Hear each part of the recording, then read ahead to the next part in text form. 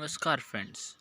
How to score good marks in maths और 90 above in maths in board examinations. So today आज हम आपको बताएंगे सिंपलेस्ट वेज जिससे आप 1 मंथ की एक आसान तरीके से मेहनत करके 90 प्लस मार्क्स ला सकते हैं। अगर आप मेरी बात करें तो मेरे क्लास 10th में मैथ्स में 95 मार्क्स आए थे। तो आज मैं आपको वो टिप्स एंड ट्रिक्स बताऊंगा जिससे कि आप मैथ्स में अच्छे नंबर ला सकें। So let's begin our video. So the first tip is you have to write the formulas. अभी तक आपके प्री बोर्ड में अच्छे नंबर अच्छे आए ख़राब है उनसे कोई मतलब नहीं है। अगर अभी तक आपने कुछ नहीं पढ़ा है तो आपको पहला काम क्या करना है, आपको एक कॉपी लेनी है और उसमें मैथ्स के जितने भी फॉर्मूले हैं वो सारे नोट कर लेने हैं। अगर आप नोट नहीं कर पाते हैं तो आप नीचे कमेंट कर दीजिएगा। मेरे पास सारे फार्मूले क्लास 10th में जिस तरीके के मैंने 10th में जो कुछ बनाए थे नोट्स फार्मूलेस वगैरह के वो सारे आपको मिल जाएंगे। नीचे आप कमेंट कर दिए तो आपको पहला काम क्या करना है, क्लास 10th मैथ के सारे फार्मूलेस नोट करने हैं। ठीक।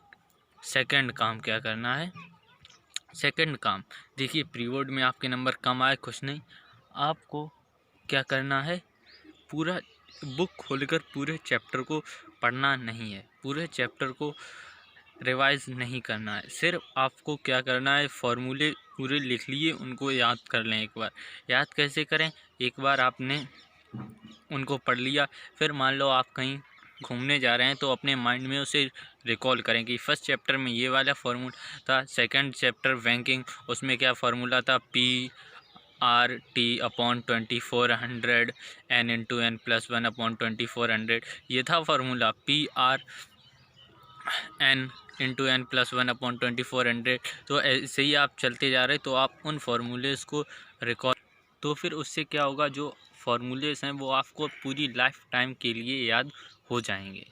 तो फर्स्ट काम आपको क्या करना है, make the list of the formulas.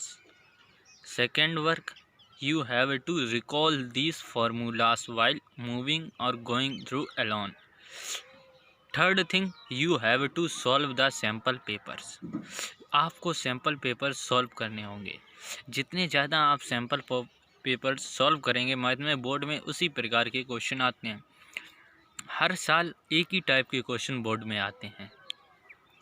तो ये आपका सेकंड काम हो गया, आपको क्या सैम्पल पेपर्स सॉल्व करने हैं। अगर आप सैम्पल पेपर्स नहीं सॉल्व करते हैं तो आपको क्या करना पड़ेगा, आपको ये जानना पड़ेगा कि इस चैप्टर का कितना वेटेज है, इसका कितना वेटेज है, इसका कितना वेटेज है, इसका कितना वेटेज है। लेकिन अगर आप सैम्पल पेपर सॉल्व करते रहे तो आप भी अपने आप जिस चैप्टर का जितना ज़्यादा वेटेज है वो आपको उतने ही अच्छे से आने लगेगा, क्योंकि उसके क्वेश्चंस आपने उतनी बार लगाए होंगे। और सैम्पल पेपर्स लगाने से हम जो मेन फ़ायदा होता है वो क्या होता है कि आपको हर चैप्टर पूरी बुक एक ही बार में रिवाइज हो जाती है। जो फॉर्मूले आप बोल रहे हैं वो आप एक बार देख लेंगे और काम बन जाएगा।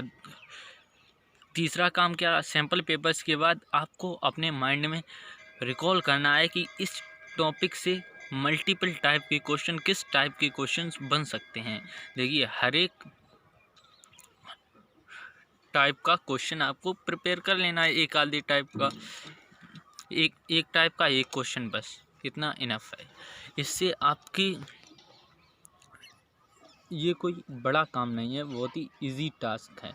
इससे आप आसानी से गुड मार्क्स अपने मैथ्स में ला सकते हैं। I hope you will follow all these steps. Let me summarize all these in 3 or 4 points. First point is what you have to write all the formulas. Second point, you have to learn these formulas. Third point, you have to solve the question paper, sample papers or previous year question papers.